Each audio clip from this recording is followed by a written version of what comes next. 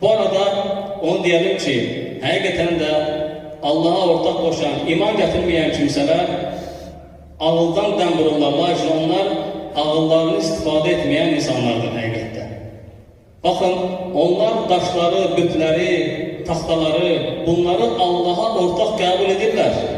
Burada bir problem görmürlər. Amma lakin özləri kimi bir insanın peyğəmbər olacağını qəbul etmirlər. Bu nə zehniyyətdirsə həqiqətən çox qəribədir. Yəni, özlərindən olan bir insanın peyğəmbər olacağını qəbul etmirlər. Deyirlər, bu mümkün deyil.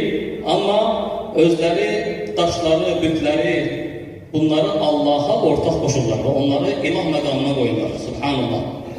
Bu, həqiqətən də onların nə qədər də ağıldan məhrum olduqlarını göstərir.